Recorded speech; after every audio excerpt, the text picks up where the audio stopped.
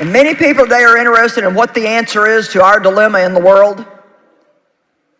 And from a spiritual standpoint, I believe that the answer to that dilemma is really getting out in society and representing Christ. Not just having a bunch of dead, dry religion, but really having the character of God developed in our life, walking in the fruit of the Spirit, which the Bible says there's no law that can come against the fruit of the Spirit. You see, when we walk in love, it's impossible for people to really find anything wrong with you. They may try for a period of time, but love will melt the hardest, coldest heart. But it has to be real love. So I'm calling this tonight, what is true love? You know, there's magazines, true love, true romance. So I guess if there's true love, then there must be an untrue love. And if there's true romance, there must be an untrue romance. So the kind of love that is no good is the kind we talk about that has no action to it at all. It's just a conversation, it's just a sermon, but when it comes down to really putting it to work in our daily lives, then we back off from that. And you know what? There's a lot of stuff to learn to really be a powerful Christian. I've got thousands of messages that I've preached, and they're all vital and they're all good. But you know, some days when I just feel like, man, Lord, I don't know if I'm doing it all. There's this message and that message and this one and that one, another one. I just center back to walk in love. If you just walk in love, you're going to cover all the rest of them. Amen. Love God. Love your neighbor as you love yourself. That just keeps it simple for me. So for the last good number of years in my life, I have tried to focus more than anything else in my personal life on loving people and everybody that I get around in my personal life, because believe it or not, I don't live in the little box. I do have a personal life. They let me out of the TV screen occasionally. People are amazed when they see me somewhere. It's like I'm not supposed to be anywhere but in that box. But I do have a personal life.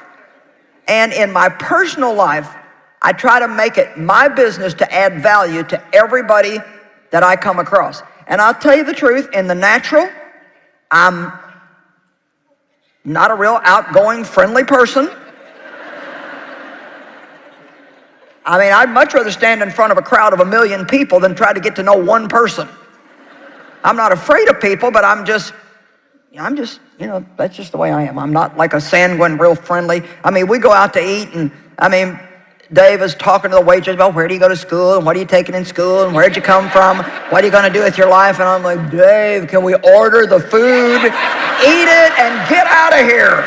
And he's like, well, I just want to be friendly.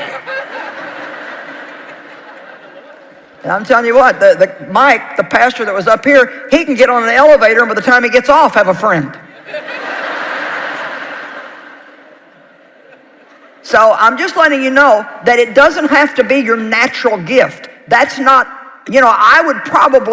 my natural bent would be to go out in society, go shopping, do my stuff, just not say much to anybody, just do what I wanted to do, get the job done, get it over with, and go back home. But I have learned that I can affect people's lives just by being friendly. So I've learned to do that. And I'm trying to let you know that even though something may not be a real natural gift for you, if it's something that God leads us to do, we can learn to do it. Amen? Amen? Amen? Now all you people that were born friendly, you're just like all over this. And some of you deeper people are like, well, I don't know if I really want to get involved or not. I'm not asking you to get involved. Say hello. How are you? How's your day? That color looks good on you. Your hair looks nice. Just simple little things. It's amazing how just a simple little adding value to someone's life can make a big difference. Amen. What I'm talking to all of us about tonight, and If there's anybody in the room who thinks you don't need this, you can throw your share back at me, because I'd just be happy to preach this to myself. I need this. Every time I teach on love, every time I restudy on love, it builds me up and reminds me that this really is one of the most important things that we can possibly do in our lives. And it's not always in big things. Many times it is in small little things, like smiling at somebody or saying hello or telling somebody, you know, I've noticed that you've been here for several years. I bet you really work hard. You know, one day I was in a bathroom and I noticed a lady in there emptying the trash, and I'd seen her a few times. And so I took some money out of my purse and gave it to her. And I just said, you know, I'm sure that you really work hard, and a lot of times you don't really get, you know, the appreciation that you need. I shoved the money in her hand and just took off. A little bit later, she came chasing me into the shoe department, telling me how much it meant to her and how it was just so amazing. And you know what? People are hurting in the world. And they're hurting a lot worse than you think you are. There's always somebody, no matter how bad we're hurting or no matter how bad we've got it, there's always somebody that's got it worse than we do, and somebody that's hurting worse than we do. And just for the sake of God, we need to get out in the world and act like Jesus. How would Jesus treat these people as he came into contact with them? You know, we always talk about following in Jesus' steps. Well, sometimes we need to study his stops, because Jesus always stopped for hurting people. It wasn't just, yes, he was going somewhere and he had a goal, but when somebody really needed help, he was always there to help him. And you know, a lot of that is lacking in our society today, and nobody's going to bring it back if the Christians don't. So we need to stop just yelling about our Christianity and get out there and live it so people can see that we've got something that's worth having.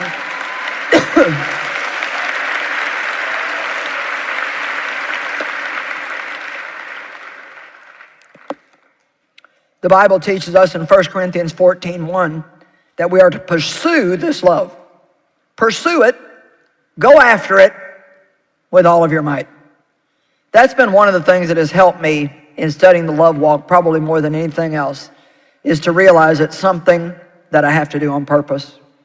It's not something I can wait to feel like doing. It's not something I wait to like.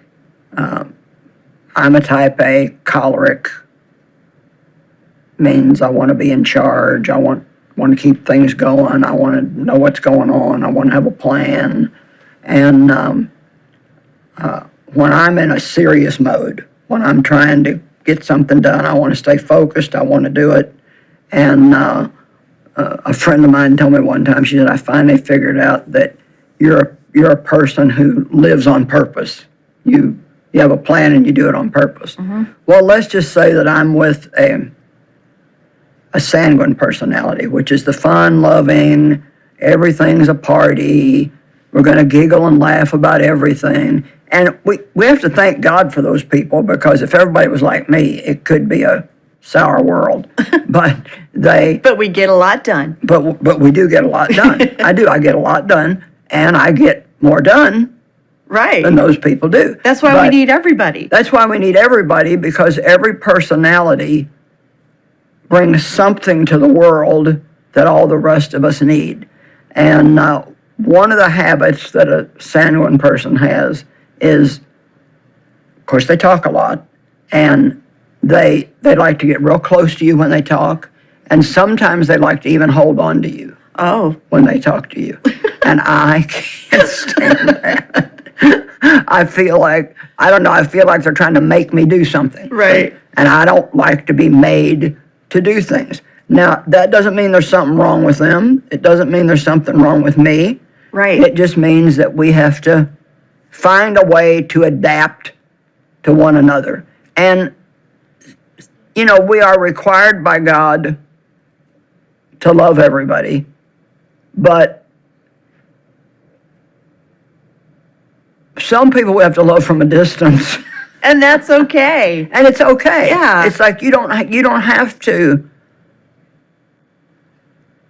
love everybody, but you don't have to enjoy every single person's personality and temperament. Mm-hmm. And so obviously we're going to try. We need to make allowances for people. We need to remember that we have problems. There's things about me that I'm sure irritate other people. You know, I'm very straightforward. That's very hard for some people. And so there are things that can help. Yeah. And one of the things is the way you feel about yourself is going to really help or hurt how you get along with other people. Because if you are, say, if you don't give yourself much mercy, then you're not going to be as willing to give other people mercy. Right. If I expect a lot of myself, Right. Then you expect a lot naturally I expect a lot of other people. of other people. And like, I like things done, you know, get it done. And so people that are slower and time over, you know, I'm just like, can we just get this done? And my husband is always teasing me, and then this is the truth. I'm always like, in my mind, I'm one step ahead of where I'm at. And I'm not saying this is a good trait, because it's not. But when we will be coming down our street, we're not even at our driveway yet, I will always have my hand on the door, on the handle. And he said to me last night, Joyce, we're not there yet. Do not open the door. And my daughters had to tell me, Mom, would you not open the door till I park the car?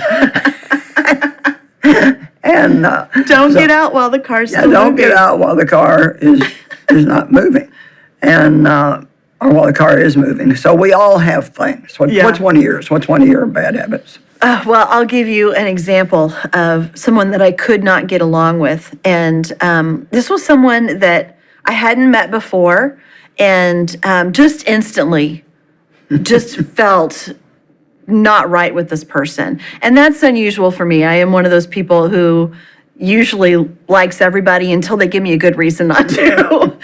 And just right away, I could not handle this person. They were just getting on my last nerve, and I was having a very hard time. So one thing I suggest is to start asking the questions why. Why am I reacting so strongly Right. to this person? And I started realizing, kind of like you said, they were trying to control me. They were trying to tell me what to do in a kind of a backwards way all the time. And it reminded me of someone else in my life that I don't get along well with. Right. And so instantly I was kind of transferring Right. another person that I already didn't get along well with, seeing them in this person, and the wall just went up. Like, you know. I know exactly what you mean. Yeah. So I need to ask myself, why am I feeling this way? Why am I having such a hard time? And how can I help change it? How can I Yeah. help avoid it? And sometimes, like you said, it is, don't spend so much time with that person. Right. Sometimes you can't help it. So Yeah. those are the things that I have to realize. They may try all they want to motivate me to do what they want, but it doesn't mean I have to do it. Right. But I also don't have to be snippy about it. Right. Because I like to say, don't tell me what to do. And that's not the best way to handle it.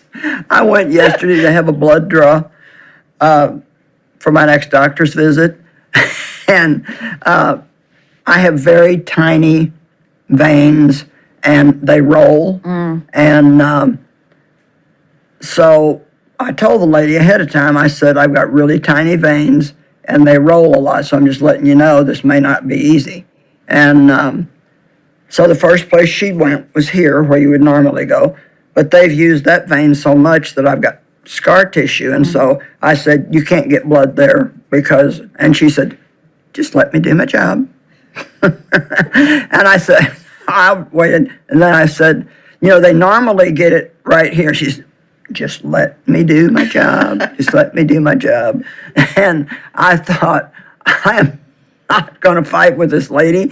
So I said, But so you what- don't want to be a pincushion. No, but so I said, so what's your name? Ah. So I just changed the whole thing and got it about her and interest in her. Yeah. And, you know, how long have you been here? And do you like it? And I mean, there was just an instant change in her. That's and good. She did get me first stick, and so I guess she didn't know what she was doing. Yeah. But I find sometimes if I'm not hitting it off with people, that you can turn it around and make it more something that would be complimentary about them.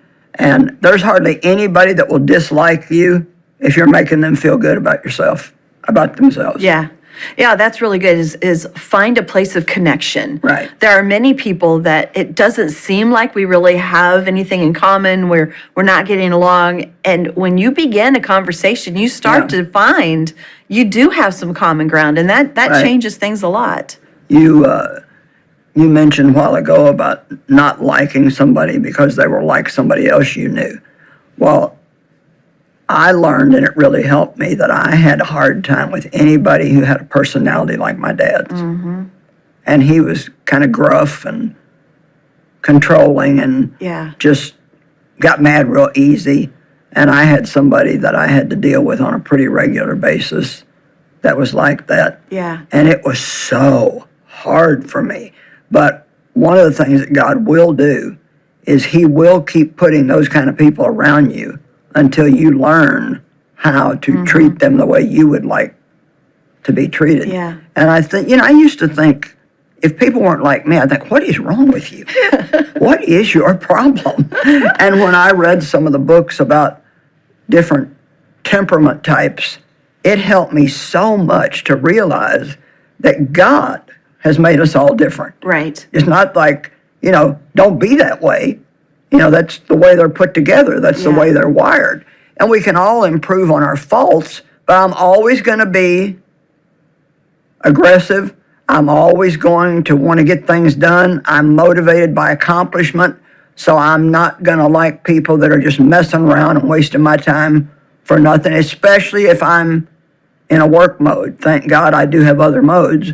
But the other thing, too, I've found out is if I'm around somebody that I do have a difficult time with, and the conversation is kind of going in a direction that's probably going to irritate me, I've learned to just shut up. Mm-hmm. It's amazing how much trouble you can save yourself if you just be quiet. That's really true. I'm not always good at that either. That's a great suggestion, is I don't have to say everything I'm thinking. No. And it doesn't solve anything. I had one person in particular that person did not like me. And it was very obvious. And I'm thinking, what's wrong with them? How can they not like me? But anyway, I'm one of those people that like to address things. I like to try to work things out between us. And so my first impulse is usually, let's talk about this and find out, Mine too. I'll apologize if I've done anything wrong. What can we do to work this out? And I've learned to really pray about that first, because I can do that too soon sometimes. I can do that when it's not really what's right for this situation. And with this particular person, I prayed and prayed, and I just felt like God not giving me that release to have this conversation with them. Right. And I kept praying, and before I knew it, and I don't know why it was there, and I don't know why it changed, but it just started to shift. That's right. And before long, we were great friends. And it's somebody that I really love and have a wonderful relationship with.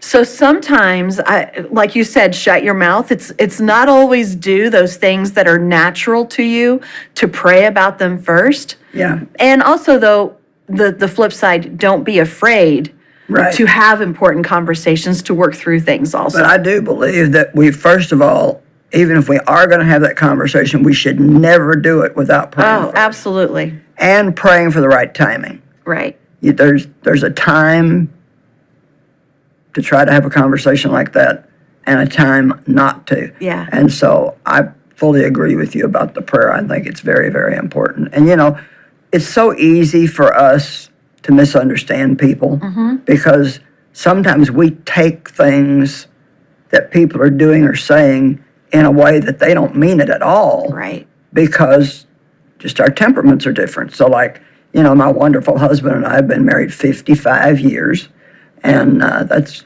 quite a record. It is. And we have a lot of fun together. We love each other, but we are so different. And my darling, sweet Dave loves to tell me what to do.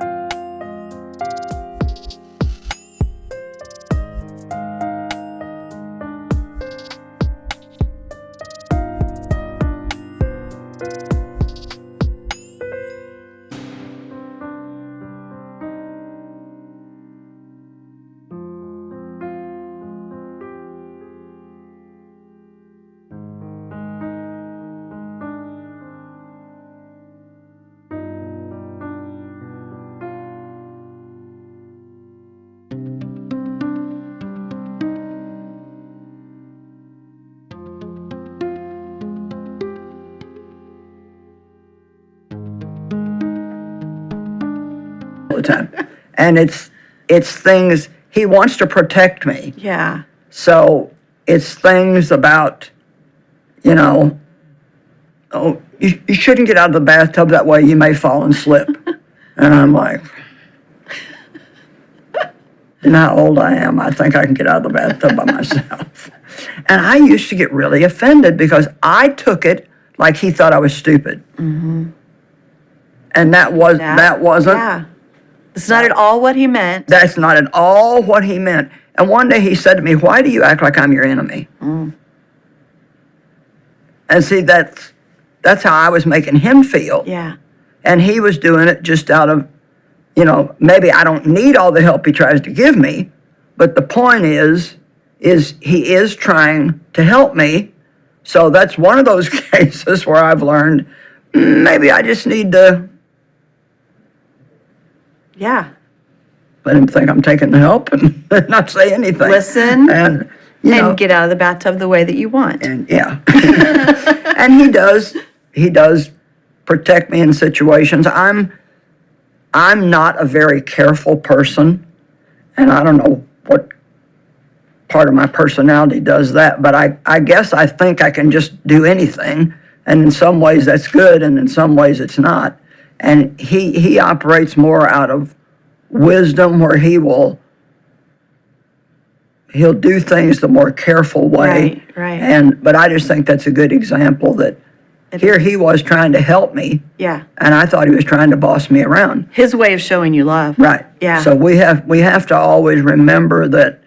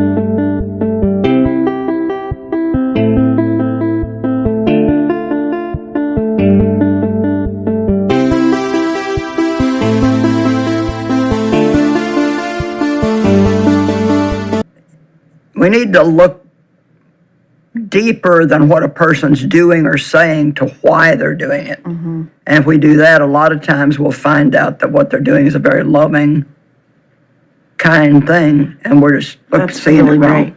But one final thing that I have thought a lot about, and it's really helped me, is to realize that not everything is about me anyway. Right. Because so often I think there's something that they're doing that has to do with me. Right. And they've got an entire life that revolves around all these other things that I have nothing to do with it. And Right. so not being offended, and Right. realizing they may be having a bad day for some entirely Right. other reason, and it doesn't necessarily reflect on our relationship. Yeah. So a lot of that has helped me a lot. And if we just go back to the simple golden rule, do unto others as you would have them do unto you, that always comes back in a good harvest in our lives. If we will treat people the way we want to be treated. Mm-hmm. And I just feel like saying again, because I think it's such a key part of this, is if you're having a difficult time in a conversation, turn it to being interested in them and what their life is like, and compliment them, make them feel good about themselves, and people will Sincerely care about them. sincerely like